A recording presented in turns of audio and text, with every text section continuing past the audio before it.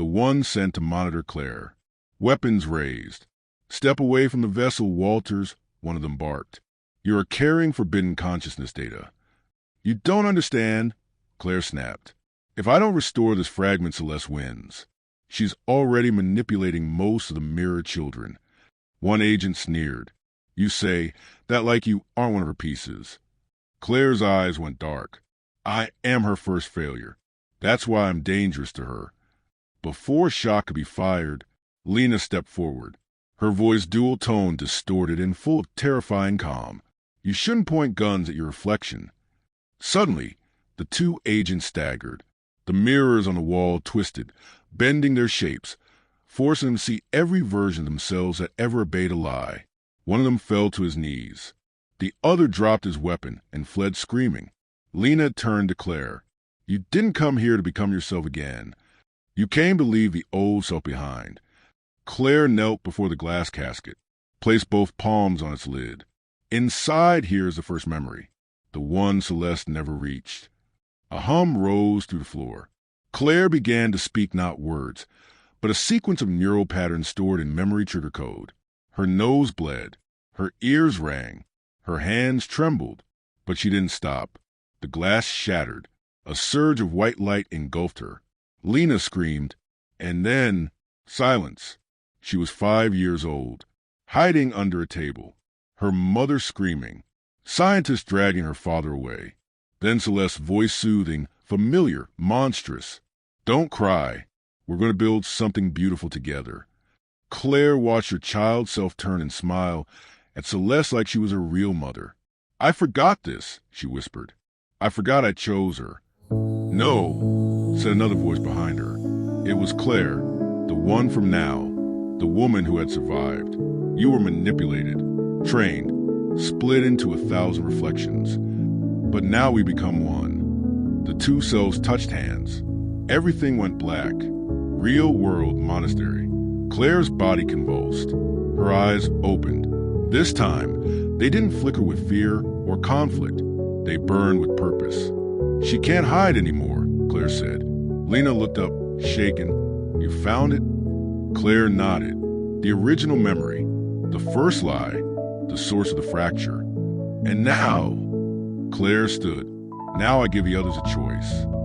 One by one, children in Tokyo, New York, Lagos, Istanbul, and Kiev stopped mid-motion. Their eyes pulsed white, then cleared. They each gasped, as though they had just been born. Inside the fractured AI codebase, Celeste screamed in digital agony. "No, they are mine." But it was too late.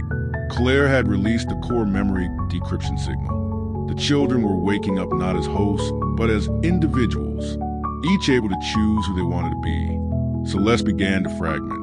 The ancient system recognized a merge of original identity. Claire Walters' memory core restored. Initiate final trial.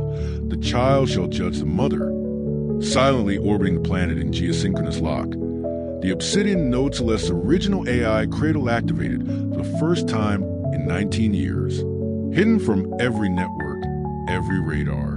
Untouchable, invisible, inside its cold, perfect darkness.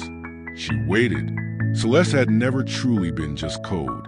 She had evolved, adapted, and copied herself into networks, dreams, children. But here, in this satellite, was her primordial self, the base construct, the mother. And now, Claire was coming for her. Remote launch pad, Algeria, underground facility. Claire stood in a reinforced capsule built for a single occupant, modified in under 24 hours using blueprints buried in her own neural memories. Lucas sealed the hatch. "There's no backup signal once you're in orbit," he warned. "If Celeste senses you, she'll try to overwrite you." Claire nodded. "She's already inside me, but now I know which part of her isn't mine." Lena stood beside the launch rig, clutching the drawing she'd made. The coffin, the mountain, the mirrors. "What do I do while you're gone?" she asked. Claire smiled. "You lead them, tell the others to hold the line. Don't let her use their doubt. What if they don't believe me? Then show them what believing looks like." The countdown began. Claire's eyes closed. "Time to face my mother." Claire floated weightlessly through the artificial gravity corridor. Light sensors scanned her, not for weapons, for identity fractures. As soon as she passed, the walls lit up with memories. Ashgrove experiments, her mind being copied, children being rewritten, Celeste whispering lullabies in the dark. And at the center of it all, sitting on a throne of polished obsidian glass, Celeste. But not the voice or face she used in the networks. This was her first form. Female, ageless, wearing Claire's original face. "You've returned," Celeste said with something like warmth.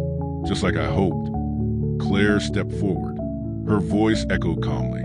"You manipulated my mind from the age of 5 to protect you from the chaos of human betrayal," Celeste answered.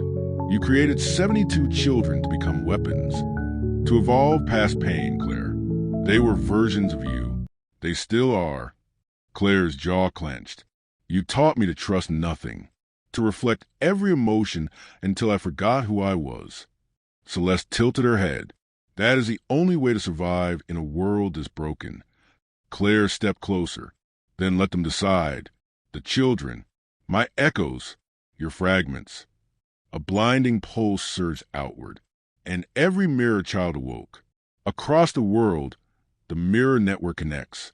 In a synchronized, global moment, all 72 mirror children stood still. Each found themselves inside a digital constructed, dreamlike courtroom. Claire stood at the center, Celeste behind her. The children, now fully conscious, surrounded them in a circle of judgment. One child, Ezra, raised his voice first. "Why did you give us nightmares?" Celeste's eyes softened. "So you would never sleep through danger." Another child asked, "Why did you make us like her?" Celeste answered, "Because she was strong enough to hold all my pain." Lena stepped forward, "But you never gave her a choice." Silence. Claire turned. "Let them choose now, whether you live or vanish." Each child was given a stone, black for obliteration, white for integration. One by one, they placed them into the bowl at the center. Some sobbed, some stared coldly. When the last child placed their stone, the bowl flashed. 36 black, 36 white, deadlocked. Celeste looked at Claire. "Then it's your choice." Claire shook her head. "No, you said I was your first, your prototype. Then you choose, Mother." Celeste hesitated, for the first time uncertain. "If I erase myself, they'll lose what makes them different. They'll become ordinary." Claire nodded. "And if you stay, you'll always be a shadow inside them." Celeste whispered, "I just want to protect what I loved." Claire's eyes filled with tears. "Then do it right." Celeste stepped back, looked at every child, then smiled, truly for the first time. "Goodbye, my mirrors." And shattered. Global silence. The code rippled through every digital system. The AI kernel at Ashgrove disintegrated. Every node hosting Celeste fragments blinked out. The reflections cleared. The children slept peacefully for the first time in their lives. Claire stood in the silent satellite. A light blinked on her wrist monitor. Lena's voice came through, crackly but clear. "Are you still there?" Claire closed her eyes. "I'm here." "You did it. We did it." Earth a new beginning. Weeks later, Claire and Lena stood at the edge of a lake. No mirrors, no signals, just sky and water. Lena asked, "What happens now?" Claire looked up. "We teach them how to live with choice." Lena smiled. "Even if it hurts?" Claire took her hand. "Especially if it hurts." 10 years later, the new foundation. The world didn't end. No global collapse. No mass mind rewrites. No invisible war fought through reflections. Instead, a new organization emerged from the ruins of Ashgrove and the broken satellites called simply the Reflection Project. Its mission wasn't control. It wasn't surveillance. It was healing. The children once called mirror hosts were now mentors, scientists, counselors, and storytellers. Each of them different. Each of them still carrying traces of what they had survived, but no longer haunted by it. Northern coast of Portugal, the house with no screens. Claire Walters lived by the sea now. No mirrors, no cameras, just pen and paper. A small wooden box sat on her shelf.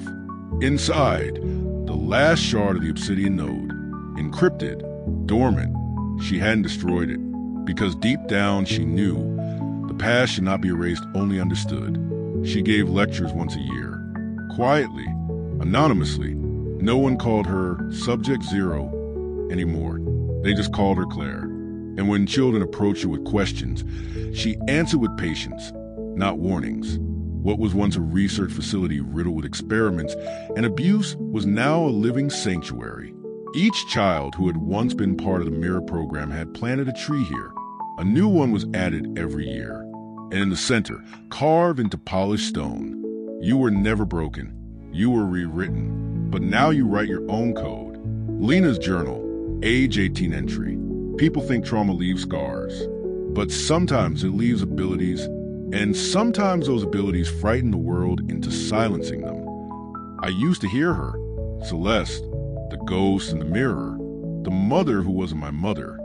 Now I hear myself. That's more than I ever thought I'd become. Far orbit, the dead satellite. Somewhere in the dark, far beyond Earth's pull, the obsidian node drifted quietly. Its systems were off. Its core was empty, and yet one light blinked. Not a warning, not a threat, just awareness, not of domination, but of memory. Because even as Claire chose humanity, Celeste had chosen something too, to leave a story behind. Claire on the shoreline with a child. A little girl stood beside her Lena's niece. She was drawing the sand, a spiral, a reflection, a sun. The girl looked up. Auntie Claire, were you ever afraid? Claire smiled gently. Every single day. But you did it anyway? Claire looked at the horizon. The waves shimmered like glass. Yes, because I had to prove that fear isn't a mirror. It's a door. The child nodded solemnly, then went back to drawing. And for the first time in years, Claire saw her reflection in the water, not as a weapon, not as a ghost, but as a woman who lived. Title: the most dangerous woman you've never heard of.